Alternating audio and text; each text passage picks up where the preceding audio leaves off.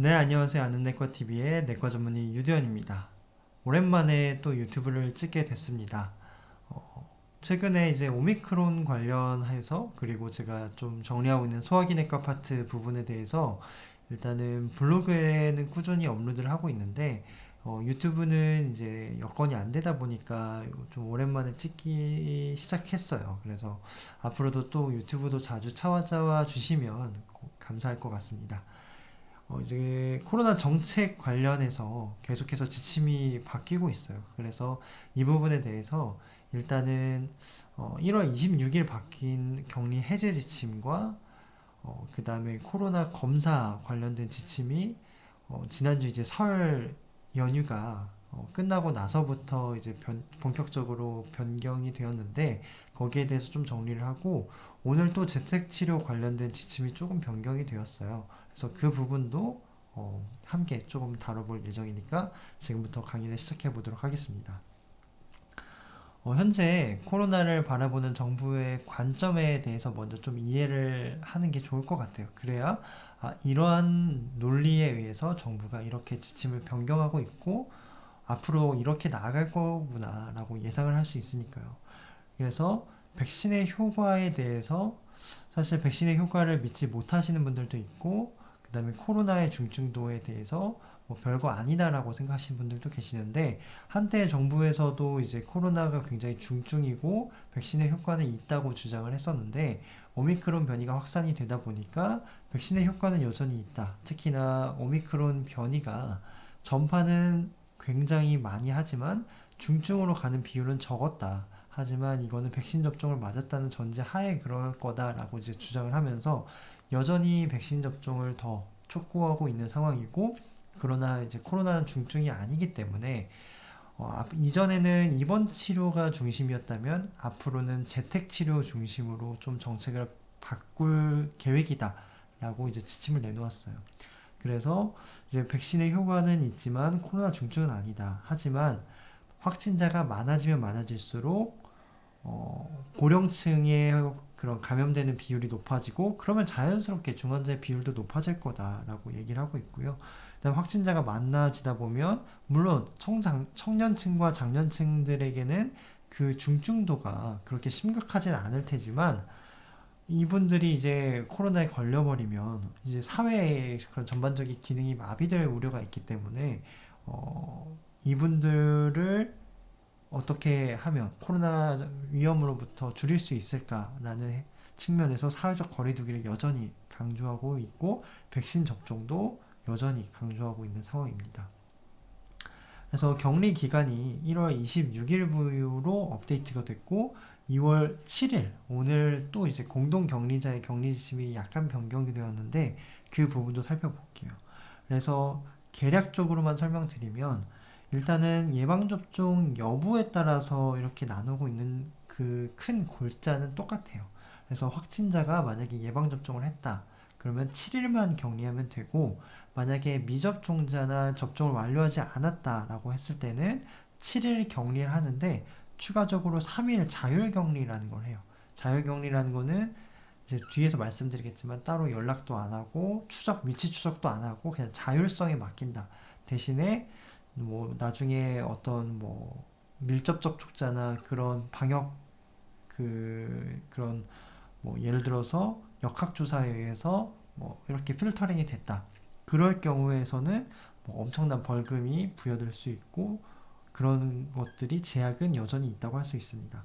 또한 밀접 접촉자의 경우에서도 예방접종 완료자일 경우에서는 따로 이제 격리를 안 해요. 그냥 수동 격리만 하고 대신 PCR 검사만 6일에서 7일 사이에 시행할 것을 권고하고 있고 그다음에 예방접종을 하지 않았다면 7일 격리는 유지되고 공동 격리자는 이제 1월 26일 날 발표한 지침에서는 뭐 7일, 접종자는 7일, 미접종자는 14일 격리하도록 되어 있는데 이 지침이 변경되었는데 그건 제가 나중에 설명드릴게요. 그래서 이제 미접종 확진자의 경우에서는 아까 말씀드린 대로 이제 여기 자율 격리 3일이라는 걸 주어줘요. 그래서 미접종 완료자는 7 플러스 3인데 총 10일을 하는데 이 3일 기간 동안에는 여기 보시면 뭐 별도의 외출은 이제 불가해요. 근데 이것을 뭐 따로 위치 추적을 한다거나 뭐 건강 관리를 위해서 전화를 한다거나 이런 것들을 이제 하지 않는다는 거죠. 대신에 뭐 예를 들어서 이탈한 게 무단으로 이렇게 외출한 사실이 발각이 되면 1년 이하의 징역이나 1,000만 원 이하의 벌금이 부과될 수 있다고 합니다. 그럼 이제 다시 한번 살펴볼게요. 접종 완료자가 제가 지정 시간에 증상 유무에 따라서 격리 기간을 설정한다고 말씀드렸어요. 그래서 증상이 있다면 확진한 날이 아니라 증상 발생 시점으로부터 7일간 격리를 한다고 말씀드렸고, 만약에 증상이 전혀 없다. 그러면 코로나 확진을 받은 날로부터 7일간 격리를 하고 8일째 되는 날 정오에 해제가 된다고 말씀드렸어요.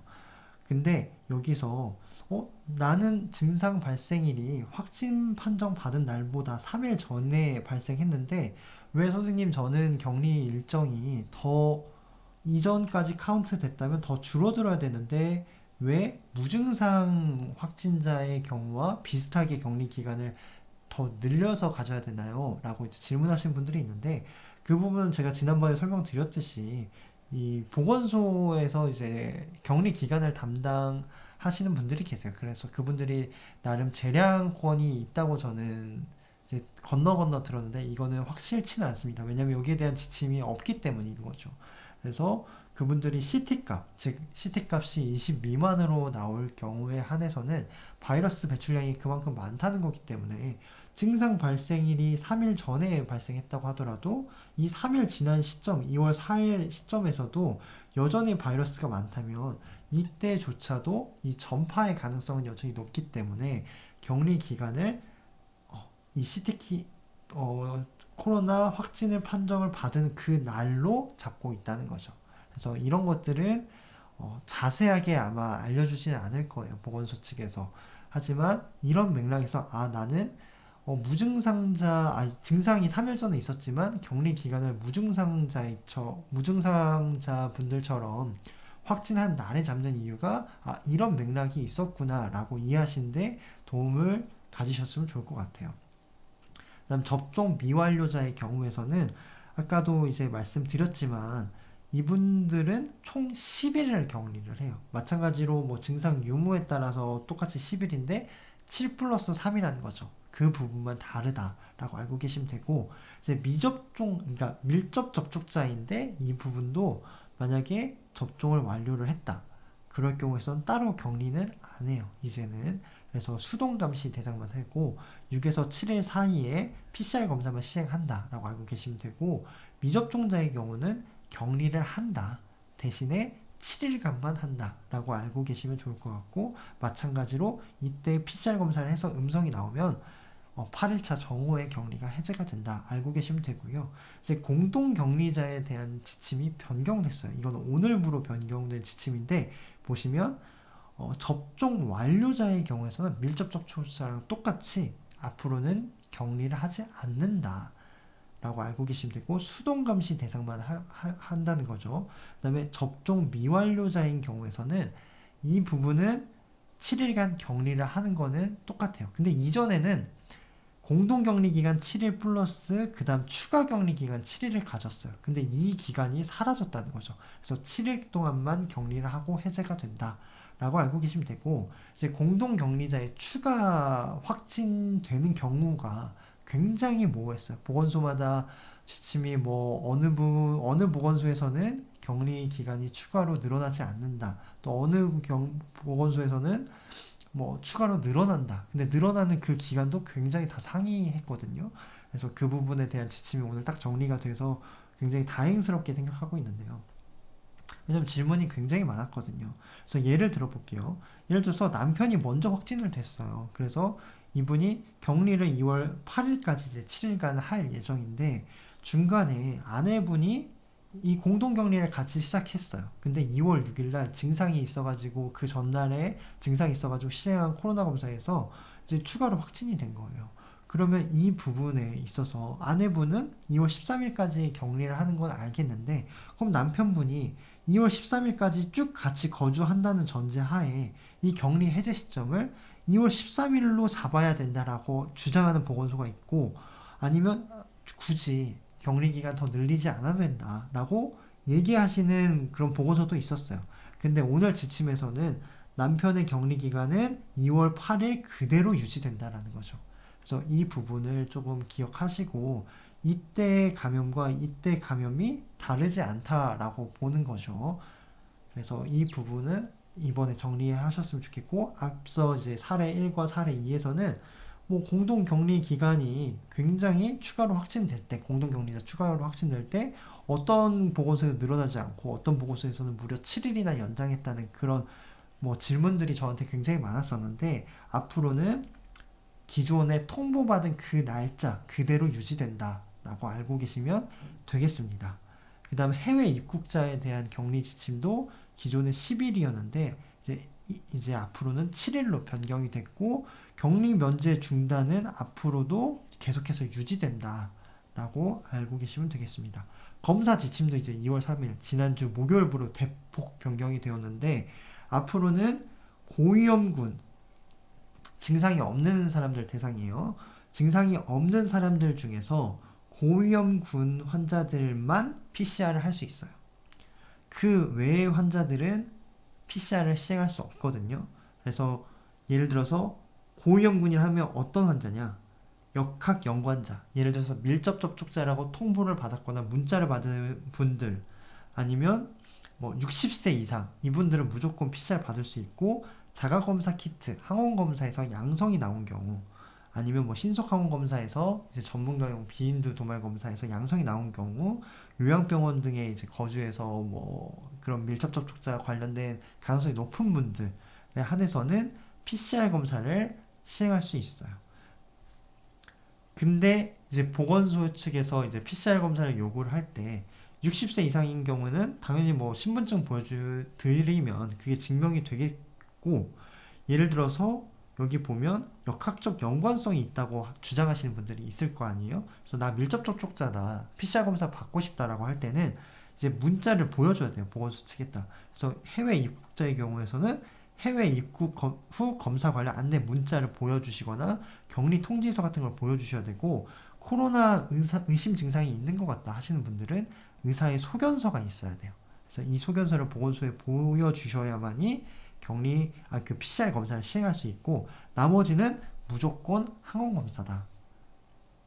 그래서 일반인 분들은 항원 검사를 하는데, 이 항원 검사도 자가 진단 키트로 하는 항원 검사거든요. 즉 비인두까지 찌르지 않고 코 속 2cm만 이렇게 돌려가지고 하는, 스스로 하는 검사예요. 의료진이 하는 검사가 아니고, 의료진은 단지 옆에서 제대로 하고 있는지만 감독하는 역할만 하고, 여기서 음성이면 그냥 종료가 되고, 양성일 경우에서는 PCR 검사를 하는데, 이 결과가 10분에서 15분 뒤면 바로 알 수 있거든요.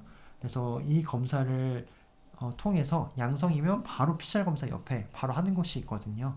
그쪽으로 가서 검사를 시행하시면 되고, 만약에 증상이 있는 사람이다, 그러면 일단 병원을 가야 돼요. 호흡기 클리닉을 가야 되고, 거기서 이제 신속항원 검사를 이제 의료진이 이제 비인두까지 깊게, 우리 기존에 PCR 검사하는 것처럼 깊게 찔러서 하는데, 이때 검사가 양성이다 하면 이제 그쪽 클리닉에서 만약에 PCR을 한다면 PCR을 해도 되지만, 대부분은 이제 선별진료소로 가서 PCR 검사를 시행하고, 거기서 양성이 나와요. 최종 양성을 판정을 받고, 당연히 항원 검사는 무료인데 대신에 이제 진찰을 받기 때문에 5,000원의 추가 비용은 들 수 있다라고 알고 계시면 됩니다. 그래서 자가진단 키트는 이렇게 코 속 2cm 살짝만 넣어서 하는 그런 검사고, 본인 스스로 하시는 그런 검사이고요.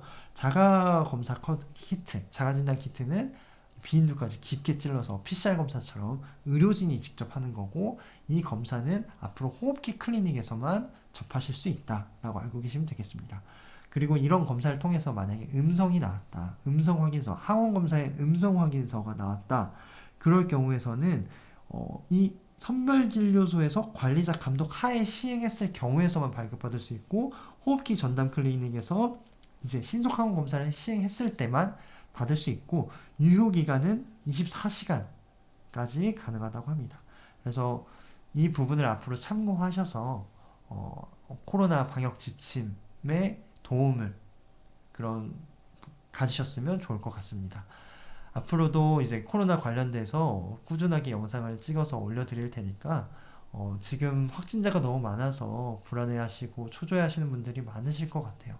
그런 분들께 제가 조금이나마 도움을 드렸으면 정말 좋겠습니다. 지금까지 긴 영상 시청해 주셔서 감사합니다.